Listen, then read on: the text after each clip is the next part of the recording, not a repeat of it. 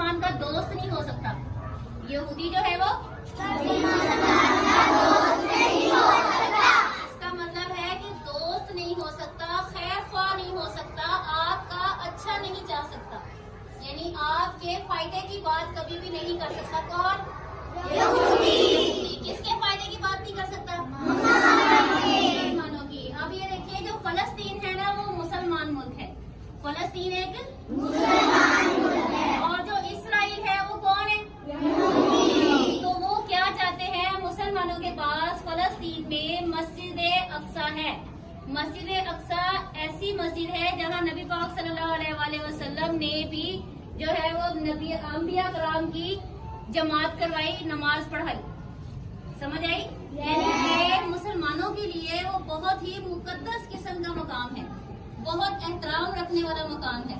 लेकिन अब वो क्या चाहते हैं? इसराइल चाहते हैं कि इसको गिरा दिया जाए और यहाँ पर हम लोग अपना जो है कोई वो चाहते हैं कि हम इबादत गाह बनाएं।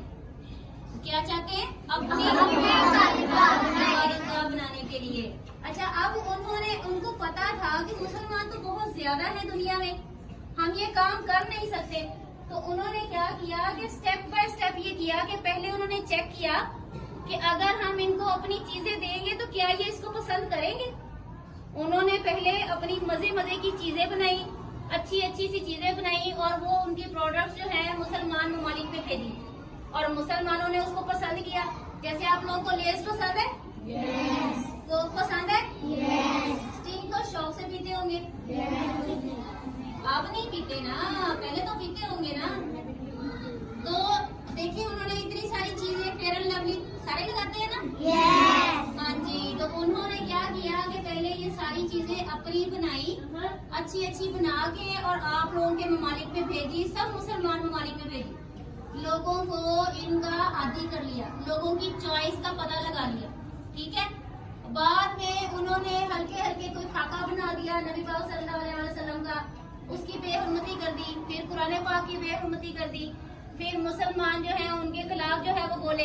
वो आहिस्ता आहिस्ता चेक कर रहे थे कि ये क्या रिएक्ट करते हैं, ये आगे से क्या करेंगे, अगर हम इनके साथ इस तरह से करेंगे तो क्या ये हमें मार तो नहीं देंगे, क्या हम इनसे कम तो नहीं है। वो अपनी तरफ से चेक कर रहे थे, लेकिन उनको पता चल गया कि हम लोगों ने इस बात का इतना कोई बड़ा इशू नहीं बनाया, हम क्योंकि अमन पसंद कौन है, ऐसे ही है ना। तो इस्लाम अमन का भी हमारा है, इसलिए हम लोगों ने इसका इतना इशू नहीं बनाया, लेकिन उन्होंने इसको नेगेटिव ले लिया, हमें हल्का ले लिया। अब क्या है कि वो कमा कहाँ से रहे हैं, वो जितनी भी प्रोडक्ट्स, अगर आप अपने घर में जाके चेक करें ना, हम खुद हैरान रह जाते हैं कि हमारे घर में, अगर मैंने अपने घर में चेक की तो 90% चीजें जो थी वो फलस्तीन इसराइल वालों की थी। 90% चीजें, यानी हमारा कुकिंग ऑयल उनका है, हमारी क्रीम्स उनकी हैं, हमारे खाने की चीजें, हमारा बिस्किट, रियो सबको पसंद है? yes. सबको ही पसंद होने। डेयरी मिल्क किसको पसंद है? सबको पसंद है। और ये है किसकी? इसराइल की। अब ये देखिए कि हमें सारी चीजें जो पसंद है वो किसकी है? इसराइल की हैं। तो अब क्या है कि वो हमें ही अपनी चीजें बेचते हैं, हमसे ही पैसा कमाते हैं, और फिर उस पैसे को लगाते किधर है? उससे वो फलस्तीन के जो लोग हैं उनके ऊपर जो हमले करते हैं, बमबारी करते हैं, उनको जो वो मारते हैं, उसके लिए जो असलहा खरीदते हैं, वो कहाँ से लेते हैं? हमारे ही पैसों से। और ये देखें कि कुरान पाक में ये चीज लिखी हुई है कि जब एक मुसलमान पर कोई वक्त बुरा आता है तो दूसरे मुसलमान जस्दे वाहिद की तरह है, एक जिस्म की तरह है। कैसे हैं? एक जिस्म की तरह। तमाम मुसलमान क्या है? एक जिस्म की तरह है ना। yes. मुझे एक बात बताएं, अगर आपके हाथ पे कोई चोट लग जाए तो आपकी आंखों से आंसू क्यों आते हैं? चोट तो हाथ पर लगी है, आंसू तो हाथों में से आने चाहिए, होनी चाहिए ना। पेट में दर्द होता है और अम्मी हम मुंह से कर रहे होते हैं ना। yes. फिर हम मुंह से क्यों करते हैं? पेट में से अम्मी की आवाज आनी चाहिए ना, ऐसे ही है ना। लेकिन ऐसा नहीं है, एक जिस्म है, इसके किसी भी हिस्से को अगर तकलीफ होती है तो बाकी सारा जिस्म तकलीफ महसूस करता है ना।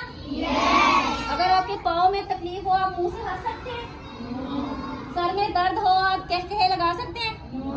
नहीं कर सकते। इसी तरह से ये जो मुसलमान है ना, ये जस्दे बाहर यानी एक जिस्म की तरह है। अगर हमारा कोई भी मुसलमान भाई मुसीबत में गिरफ्तार हो तो हमें उसकी अगर हम मदद नहीं कर सकते तो हम उसका दुख महसूस जरूर कर सकते हैं। कर सकते हैं कि नहीं? और हमसे जो हो सकता है वो हम कर सकते हैं। बेटा यहाँ से फलस्तीन बहुत दूर है, हम यहाँ से वहाँ जा नहीं सकते, ठीक है।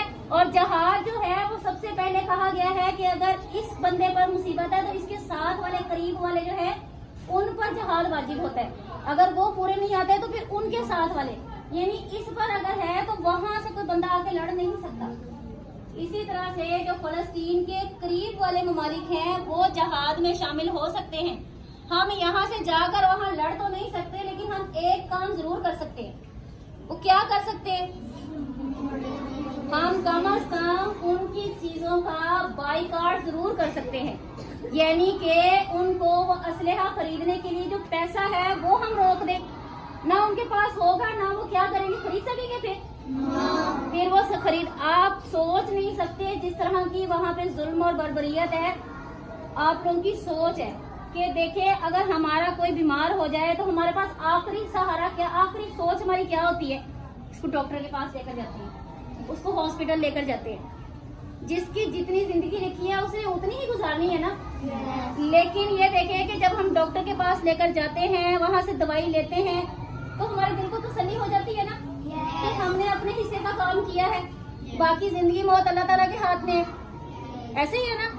लेकिन आप ये देखें कि वहाँ पर जो हॉस्पिटल्स हैं उन्होंने बम्बार्डिंग की कहाँ है? हॉस्पिटल्स पे, यानी कि उन्होंने हॉस्पिटल्स तबाह कर दिए हैं। अगर हॉस्पिटल तबाह है, अब कोई बीमार है, किसी को चोट लगी है, किसी के ऊपर किसी के घर पे बमबारी हुई है, अगर किसी को चोट लगी है वो कहाँ लेकर जाएं? आप एक मिनट, और हॉस्पिटल तो उन्होंने तबाह कर दिए, हॉस्पिटल तो उन्होंने तबाह कर दिए। अब बताएं वो कहाँ लेकर जाएं? आप एक मिनट के लिए सोचो कि आपकी मामा की तबीयत खराब हो गई है और हॉस्पिटल्स बंद है, कैसा फील करोगे आप?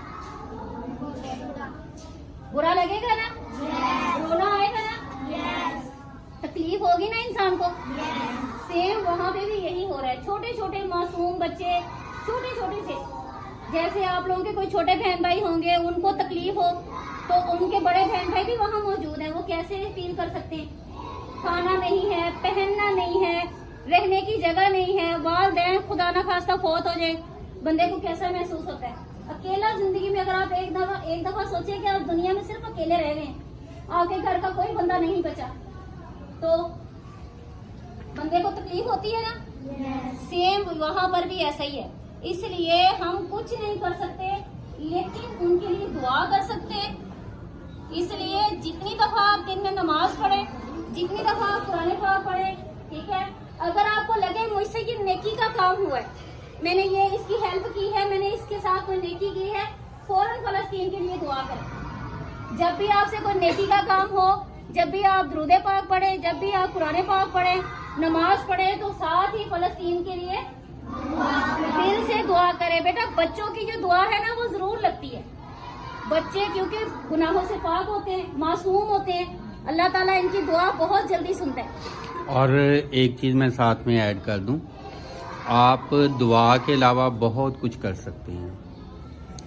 चीज़ों का बायकाट वो तो है ही, इसके अलावा ये वक्त है आपके पास स्ट्रगल करने का।